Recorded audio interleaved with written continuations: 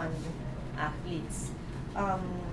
Other than that, I have used the committee as a vehicle to address concerns about the poor state of the athletes. No, I mean, as you know, you've been in the hearings that we've had, and it's very disappointing how sports is more political than politics.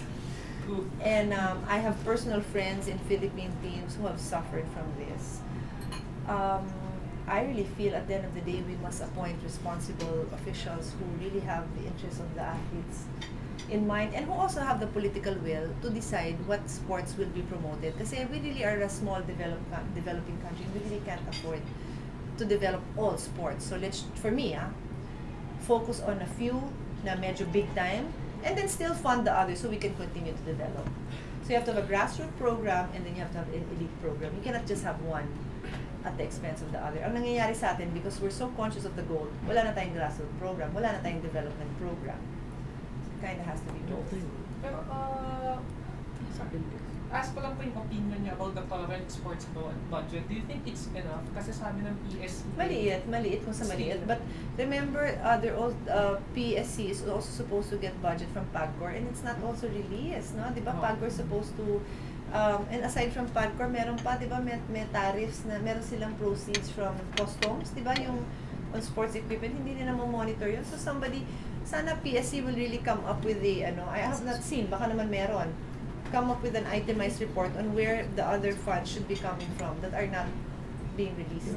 According to my athlete friends, wala pa daw itemization. Yun ang dapat rin. Para we can help push it, di ba? Like, how much ba talagang utang ng PAGCOR? Parang yung sa PAGCOR, may computation yan eh. I think Pero there is. will you be more, as a senator of course, even it's not part of your function, pero will you be aggressive in para pupugin yung mga NSAs, yung PSC, to really... Well, may hangganan ng kakayanan ko. Isa lang ang katawan ko. Hindi ko kaya isa-isahin yung mga NSA kasi madami yan. So if you've looked at what I've done, I focus na lang my attention on the PSC head and then the POC head, di ba? Hindi ko na kaya to trickle down because it's just humanly impossible for me. I just make statements, I file resolutions, and then I talk to the two heads to kind of get their act together. Because other than that, I mean, you have to have effective heads. That's what it is.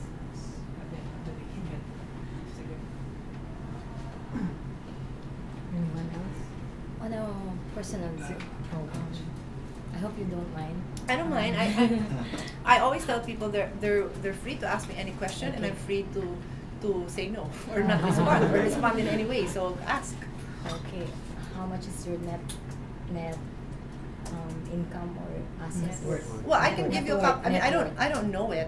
I can give you my sal. I mean, I own my yeah, house, so whatever the value of my house goes into my net worth. No, I own a couple of cars. I always tell people that when you look at my family as public servants, we don't come from a landed family. Neither did my father have any industry, so we don't have any industry or land to protect.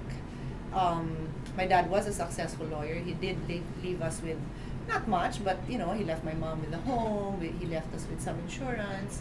I was a lawyer. I was a business. I was a happy, enthusiastic entrepreneur, which we can talk about another time. Before I became a senator, so that's there. It's all in my sal. My sources of income are still intact in a way.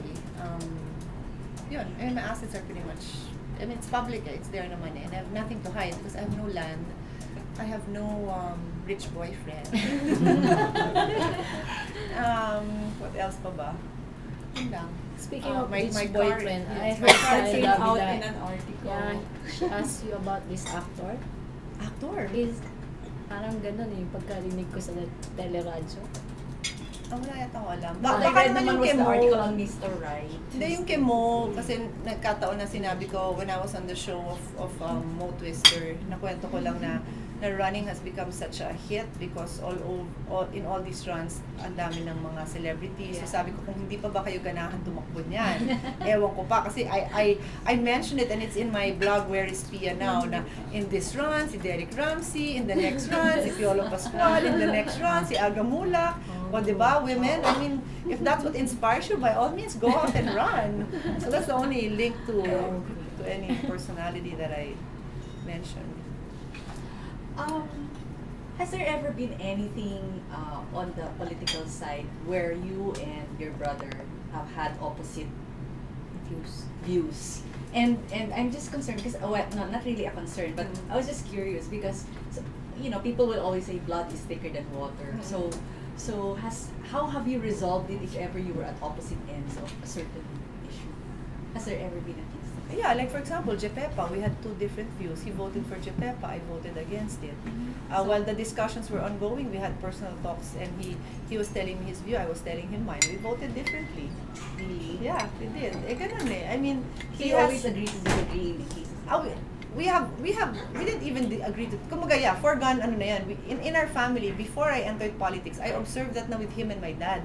Mas grabe pa yung sila ng daddy ko because when my dad was still alive, he was a senator with Lakas, no? And Alan was a congressman affiliated with ERAP. And then that impeachment happened, and my dad and him were really clashing in the dinner table. And me, I was just an observer. Na, so in fact, Alan and I have not had clashes of that magnitude pa nga with him and my dad, no? But we do have a lot of issues that it starts out with me saying, what do you think of this? And then a lot of times it's more like, what do you think of this? I, okay, thank you. Ganon. Seatmate ko siya, by the way. Actually, I didn't want to sit beside him nga eh, pero I decided na, nga naman, papakahirap pa kami. Totoo naman, he's my biggest advisor. He really is.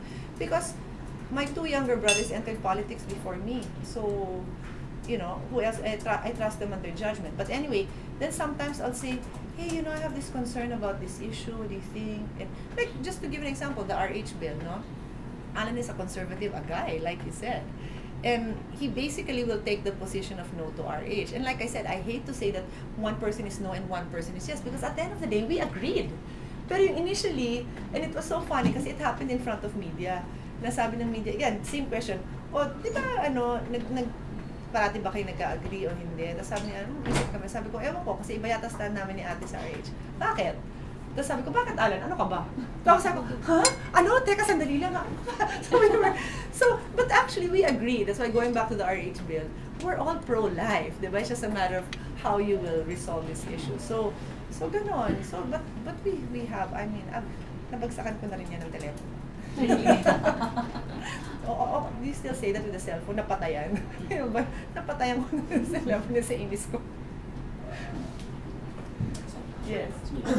I'm so sorry, going back to the issue on road safety. Yes, this is a of very course. personal matter for me. But by all means. Right.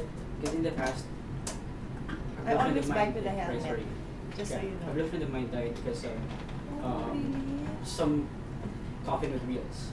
We used to call it that way because she was crossing the street and apparently the car hit her. The one that hit her was very much malfunctioning, and it's because of old machinery. Yes. So what's your view on impounding, the necessary impounding of old cars? Say, because I've heard before from the LTO that they wanted to impound cars from before 2000, I think. Yes. Certain age.